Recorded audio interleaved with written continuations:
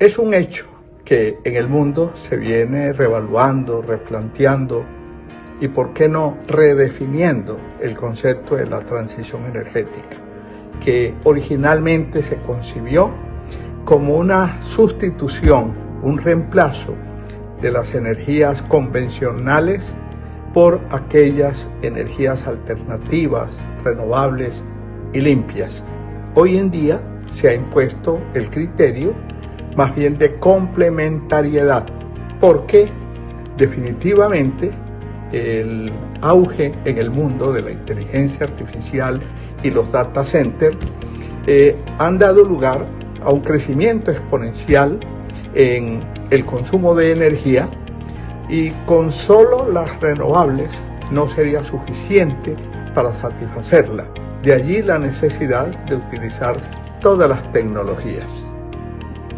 En esta exposición nos proponemos conversar con ustedes sobre la seguridad y la transición energética, en un contexto en donde la globalización se ha fragmentado y compartimentado, y sobre todo desde la llegada de Trump nuevamente a la presidencia de los Estados Unidos, toda la arquitectura de la institucionalidad internacional ha entrado en crisis. Lo dijo claramente el primer ministro del Canadá en el foro de Davos. Hoy hablaré de la ruptura del orden mundial, del fin de una ficción agradable y del comienzo de una realidad brutal en la que la geopolítica de las grandes potencias no está sujeta a ninguna restricción. Pues bien, se suele hablar de la transición energética en singular. Yo prefiero hacerlo en plural.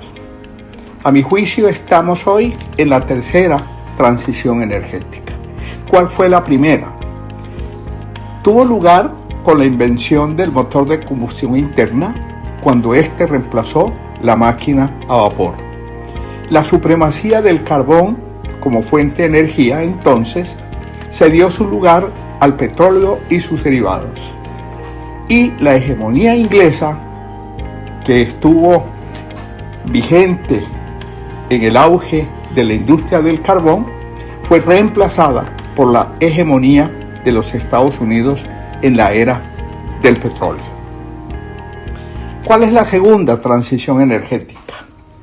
Tuvo un carácter eminentemente geopolítico, puesto que se originó en el embargo petrolero que fue decretado por parte de los países árabes en contra de los países aliados de Israel, en respuesta a una confrontación que tenían en octubre de 1973. Las grandes potencias, advertidas de lo que ya se había dado con este campanazo de alerta, como fue el embargo petrolero, de no venderle petróleo, decidieron diversificar su matriz energética para no depender del todo del petróleo.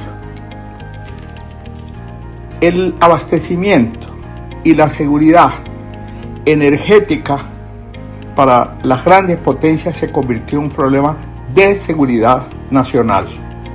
Por ello, acordaron, primero, ahorrar energía; segundo, hacer un uso más eficiente y racional de la energía; y lo que es más importante, diversificar sus fuentes de energía, integrando a la matriz el carbón, que ya había sido desplazado por el petróleo, el gas, que hasta entonces se había considerado más bien un estorbo en la industria del petróleo, y las energías alternativas.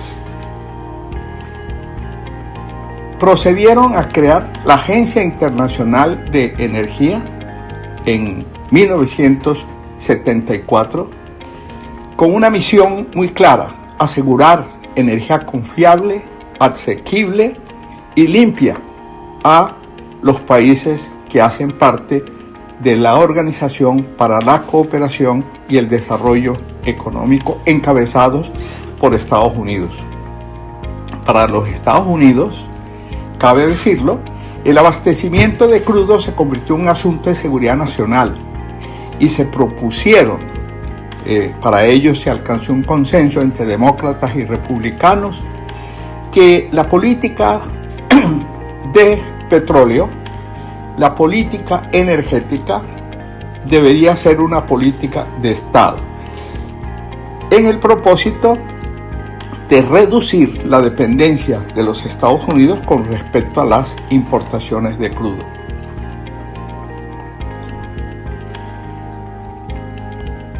Y el mejor aliado que encontró los Estados Unidos para alcanzar este propósito fue la utilización de la técnica del fracking para la explotación de yacimientos no convencionales. Ya Per Dijk había dicho que muchas veces en el pasado pensábamos que nos estábamos quedando sin petróleo, pero realmente nos estábamos quedando sin ideas. Con la irrupción en los Estados Unidos de la utilización de la técnica del fracking, los Estados Unidos se catapultó. Después de que su producción oscilaba en torno a los 5 millones de barriles al día en el año 2008, ya superó hace rato a Arabia Saudita, convirtiéndose en el mayor productor de crudo del mundo gracias al fracking, una producción que supera los 18 millones de barriles al día. Y los Estados Unidos, que había prohibido exportar crudo extraído desde su territorio, levantó esa veda y hoy es un gran exportador. Exporta entre 3 y 4 millones de barriles al día. Viene entonces la tercera transición. La tercera transición surge como respuesta al cambio climático, atribuido a las concentraciones de gases de efecto invernadero en la atmósfera, y que la principal fuente de esas emisiones son los combustibles de origen fósil. Por eso se llega a un gran acuerdo en las conferencias de las Naciones Unidas sobre el cambio climático en 2015, la COP21, y allí se firma el Acuerdo de París, que básicamente lo que se propone es la descarbonización de la economía. No obstante, en los últimos tiempos se ha venido redefiniendo el concepto de transición energética, que se entendía como el reemplazo, la sustitución de las energías convencionales, no renovables, por las alternativas renovables y limpias. Pero debido a la irrupción en la escena de la inteligencia artificial con sus data centers, que ha disparado la demanda de energía en el mundo, que crece exponencialmente, fue necesario replantear ese concepto. Y hoy en día se habla no de sustitución, no de reemplazo de unas energías por otras, sino de adición, de complementariedad, de soluciones híbridas, porque todas las energías se requieren para poder enfrentar este crecimiento inusitado en la demanda de energía. Ahora bien, concomitantemente con este replanteamiento del concepto de la transición energética, se discute también en el mundo qué es primero, si el huevo o la gallina. Si primero es la transición o primero es la seguridad energética. Y prácticamente se ha llegado al consenso de que primero está la seguridad energética que la transición. Además, finalmente, tener en cuenta que cada país debe darse su propia hoja de ruta de la transición energética, porque las realidades no son iguales en todos los países. Por eso yo planteo que cada país debe darse su propia hoja de ruta. De hecho, en la conferencia de las Naciones Unidas sobre el cambio climático, se ha llegado a una conclusión que me parece a mí que es muy razonable. El compromiso de los países en la lucha contra el cambio climático es común, pero la responsabilidad de cada uno de ellos es relativa, es diferencial. Y finalmente déjenme compartir con ustedes 3 lecciones que nos dejó la crisis energética en los países que hacen parte de la Unión Europea y que nos son muy útiles. Crisis esta de la que aún no han terminado de salir esos países. La primera lección es que la energía más costosa es aquella de la que no se dispone justo en el momento en que se requiere.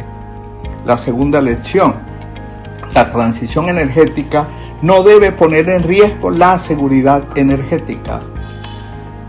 Y la tercera, tan importante como la seguridad energética, es también la soberanía energética. Muchas gracias.